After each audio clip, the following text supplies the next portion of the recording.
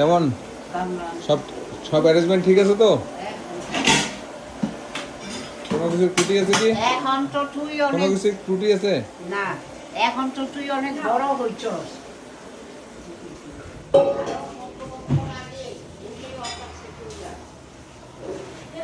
সব ঠাকুরের জন্য সব রেডি করা হচ্ছে, মা সরস্বতীর পুজোর জন্য সব রেডি করা হচ্ছে।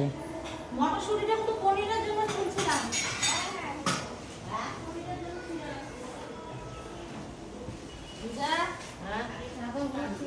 আমি ঘরে নোংরা